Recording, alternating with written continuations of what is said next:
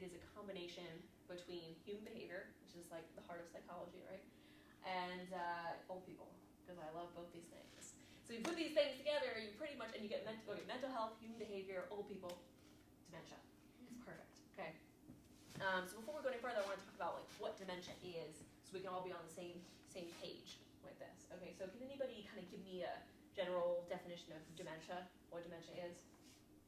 So some bigger types, we've got dementia with Lewy bodies or Lewy body disorders, which includes Parkinson's. We've got frontotemporal lobar dementia or FTD, frontotemporal dementia. Vascular disease. We've got, you can get dementia from being an alcoholic. You can drink your whole life and you can have dementia. You can have AIDS-related dementia. You can have mad cow disease. That's dementia. You can have any number of diseases and have dementia. So, for example, my grandma had a brain tumor when I was in high school, and she has since passed. But the brain tumor at the end of her life, it looked a lot like end-stage Alzheimer's disease. It looked like the end of Alzheimer's. Looking back, I'm like, oh, it's because it was dementia. You know, she was losing cognitive function. She had a brain tumor, and it wasn't like what you typically think of, but it's still dementia. So that was, that was always kind of interesting to me. So there are all these different types of dementia, all these different causes, and I just kind of wanted to talk about it briefly because I think it's important. But I don't want to focus too much on it because I could go on for like a whole day about these different types. So it's important to know sometimes what dementia your loved one or the people that you're caring for have, just because it's going to give you a better idea of the symptoms that you're going to see.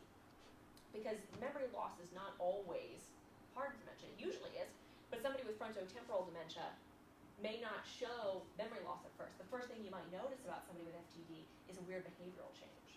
So that might be the first thing that you see. So it's important to kind of know, just so you can see what kind of symptoms you might come up. But generally, you're going to treat most people with dementia similarly. Okay. So my job, what do I do with dementia care? I'm dementia care program coordinator and manager with Brookdale, and I plan life for the residents of my community.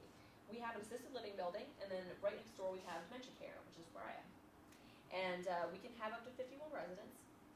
So I plan their events. I plan what happens during the day for them. I manage a budget. I bring in entertainers, volunteers, and that's good. I keep them entertained and active during the day, because when people with dementia are not involved, they are going to find something to do, and it's not going to be what you want them to do. I guarantee it. You do not want to leave them to their own devices, okay? The other thing that I do is I train the staff, I talk to the staff, and I also talk to family members that come in. If they have questions, I talk to them too. I'm like the dementia expert in the community, so if anybody has a dementia-related question, they come to me. I do a lot of behavioral stuff, behavioral interventions that I really like. That's one of my favorite things about the job. One of my residents the other day, one of the care staff came to me and said, Vera, I changed everybody's name, but Vera won't sit down on the toilet. I can't figure it out. She was like, she'll sit down on the couch, she'll sit down on chairs, she'll sit down on the bed, but she won't sit down on the toilet. And she's like, I know she has to go to the bathroom, but I can't get her to sit down. So I said, okay. I said, when you are taking Vera to the bathroom next time, bring me with you, and we'll figure this out. So I was like, yes, I love this stuff. So I went with her, and Vera has Alzheimer's disease, and is in an advanced stage of Alzheimer's, but she's very, very pleasant. She's always joking around, oddly enough. She makes a lot of funny faces, and she likes when people laugh with her. She speaks, but limited, and she's very, very tactile. She likes to pick things up. Things are very interesting to her. Whoa, this is something. Ooh, this is something that I like. She likes to pick things up. Interesting. So she carries things around with her all the time. She's also always carrying around, like, we have these baby dolls that she carries around. We have baby dolls in the community. I'll show you that in a minute. But she carries babies. The other day she had both. She had a baby in this arm and a baby in this arm. She's just walking down the hall. So I knew that she had to we were trying to take her to the bathroom. So we get her into the bathroom, and I know she's very, very modest, because her daughter had told me, her daughter had said, I can't believe my mom and my dad had 3 kids. She said, because I can't believe my dad's ever seen her naked. She said, my mom is such a modest woman. I can't believe it. So she said, so you might have an issue with that. So I knew she was very modest. So I was like, okay, maybe she doesn't want to take her pants off. Maybe that's the problem. She's uncomfortable. Other people are in the bathroom with her. She doesn't want to go to the bathroom with other people there. Okay. But that wasn't really the she held the baby, and we were able to get her pants down. And then we were like, okay, how about you sit down? And she tensed up, she said, I don't know, I don't think so, I don't know. Okay. So I said, I was trying to distract her a little bit while I was trying to come up with something to do. I was like, how can I get this woman to sit down? And she's talking to the baby. I said, Vera, how's the baby doing? Oh, she's good. She's good, yeah. There's a hole. There's a hole. And then I realized she's talking about the toilet. There's a hole in the toilet. She's afraid of the toilet seat. Now to us, we're like, well, it's a toilet. But when you have dementia, your perception's off, you're confused. Imagine coming down from a different planet and seeing a toilet. You're like, what is that? So that's kind of what she's dealing with. She doesn't know what that is. So I was like, hold on. So I found a bright blue towel, and I put it over top of the toilet, covering the hole. And I said, hey, Vera, you want to come sit down? Oh, okay. And she sat down on the toilet. And I looked at the other caregiver, and she looked at me, and I said, lift her up. So we lifted her up just gently and pulled the towel out, and she used the bathroom. And that worked again a few more times. So I taught it to a couple other caregivers, and they used it later that day, and she came up to me and said, Rachel, it worked! I got her to go to the bathroom! I didn't have to change her or anything, she just went. And I said, yep. Because a lot of times behaviors are motivated by fear or something else. So I was really excited that I was able to kind of figure that out, able to sort that out. So Megan and I are in this community, and I have dementia. I'm 85 years old, and she is one of my caregivers, and she's going to have to redirect me. So here we go. You ready? You ready? I have to go. Listen, my kids need to be picked up from school. I have to go right now, and so if you could just move, I could get to the door, and we could just go because I am late, and let me just tell you, it's going to be bad. I have to pick them up. Okay, well, let me tell you, your kids are actually looking for these supplies. They were going to bake cookies for you, but they can't find them. Oh. So we need to go into the kitchen, and we need to help them find the baking supplies. I occupy them in another room right now. Okay. You want to help me? Yeah, great. And and that might work. Good. And that might work. And so what works one day what works for one person might not work for somebody else. So you might have to say like, oh, well, it's not time for that yet. They're still in school. School's for another 5 hours. Oh, okay. That might work. But that's cool. Sometimes you might come up with something quick on your feet. But I went for that. That worked for me. So I need somebody else. Everybody else is like, just send Megan back up there. All right, guy in the front. All right. What's your name, guy in the front? Michael. That was the guy that was in my last class. Okay. Well, Well, good. That's a good name today. Okay. I can't go to sleep. I can't. When I go to sleep, there's snakes in my bed and they bite me and I can't lay down. I can't go to bed right now. Okay, well, why don't we go over here and we'll see about looking at these books to see about getting the snakes out of your bed. No, but they're in there right now. I don't care about books. I need to deal with the snake problem. I'm tired and I can't go to sleep because there's snakes. Okay, well, here, I'll take you over here and I'll get this guy to go over and get the snakes out of your bed so you can go to sleep. Can I watch him get the snakes out? Yeah, we'll just stand over in the corner and then he'll just dust them all out. Okay. All right, great. Good,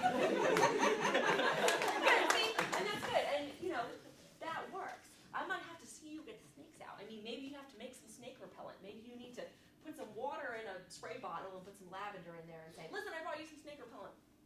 Spray this anytime you see snakes.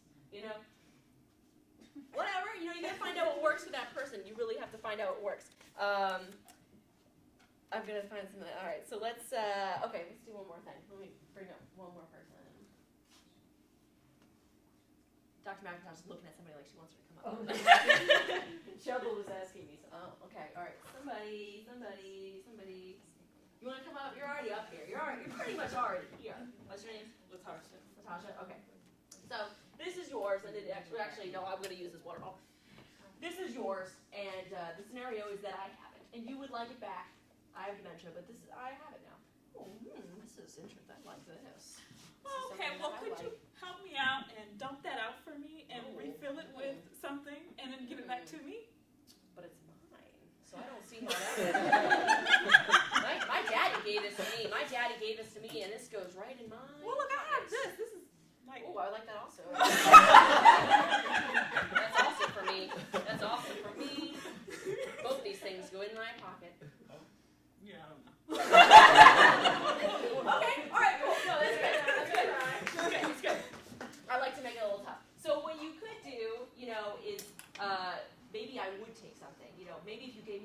extra big, like give me some, like obviously you don't have anything right now, but if you had like a big object, saying here, I'll hold this and you hold that. You know, there's any number of ways to get it out of my hand.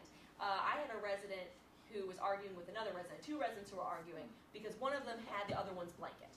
Okay, so let's just say Sarah and Ann. So Sarah had Ann's blanket, and Ann was pissed because she said, "That's my blanket. That's mine. She has it. She has it." And so Sarah's like, "I'm gonna slap you. I'm gonna slap you." You know, and so these two women are at each other's throats, and the one's got the other's blanket. I'm like, oh, okay. So I said, listen. I went over to Ann, who's more cognitively able one, and I said, "Listen, I'm gonna get your blanket back. I need you to stay here." She's like, "That's my blanket." I said, "Yeah, I know. I need you to stay here. I'll take care of it." So I went outside with the other one, and I said, went outside with Sarah, and I said, we went outside in the heat. It was pretty hot. We talked for a couple minutes, and I said, "Man, it's really hot out here." She said, I know. And I said, "Do you really need that whole blanket? That looks like you're gonna sweat." She said, "I don't need it. I just said, "Here, let me help you fold it." We folded it together, and I was like, "Great. Well, all right, you want to head back inside?" Yeah. Head back inside. Handed the blanket to the other woman. She said, "How do you get it back?" Don't worry about it. You know, like, I was like, I don't want to start it again. I don't want to start this again. But it worked. You know, I just moved her to a different environment where it was too hot to have a blanket. So it depends. Every scenario is going to be different. We had a guy the other week who was convinced that he had to take community college classes. He's like, "I have to go to community college. I need to sign up for classes." He was angry because no one was helping him. Okay. So I went to my office and I found an Alamance Community College, which is the college near us, logo, and I put it on a Word document, and I typed up a little welcome letter. I said, "Hey, thanks for signing up for classes at Alamance Community College. You know, write down some classes you'd be interested in taking." Printed it out, put it on a clipboard, got a pen, and I went over to him and I said, "Hey, Michael, I got this thing for you." And he looked at me and he said, "Thank you so much." He said, "This is for me." I said, "Yeah." I said, "This is for you to sign up for classes." He was like, "You are the sweetest girl. No one else has helped me. No one's helped me." And so he filled it out and he wrote down history. History was the class that he needed to take. So I had a couple people write it on my blog, and someone wrote to me and said, "Well, what happened?" You know, trying to foil me, like trying to trick me. So like, "What happens when he asks about going to class?" And I said, "Well, for one, he probably won't, because you solved his problem. He was connected to a very emotional problem, which is, I need to go to class. No one's helping me. Someone help me. Someone help me." And I helped him. So I solved his problem. So one, he probably won't ask. But if he does, classes start next semester. They haven't started yet, you know. And she was like, "Oh, you know," she tried to get me. So people will try to mess you up when you do embrace somebody's reality like that. People will be like, "But, ooh, you lied." And it's like, you know, you try being with, you know, if you're with 50 people with dementia, or even one person with dementia, like redirecting and distracting them is not always going to cut it. So yeah, the other thing that I had to do one time, I had a lady who would not accept her medication for the day because she was like, "Well, I took it. I took it this morning. No one saw me take it, but I took it." And she hadn't, because it was in a pill box. So she hadn't taken it. It was right there. So I said, "Well, Anne," I said, I'm glad you did that." I said, "So thanks for taking that initiative." I said, "But I just talked to the doctor, and he said you have to take a second dose." "Oh, okay. Problem solved." You know, because I accepted the fact. I understood where she was coming from. I didn't say, "Anne, you're confused. You didn't take it," because she's going to be like, "You're a jerk." You know, like when you're arguing with somebody, she's like, "I know I took it. I know I took it." That's like me coming up to this lady over here and saying, "You have a green shirt on," or "You have a purple shirt on." She's like, "This shirt's green." And I'm like, "It's purple. It's purple." You know, that argument's not going to work out very well because we both see two different things. So this woman was very confident that she had taken that medication. So I had to come in and embrace that reality and meet her where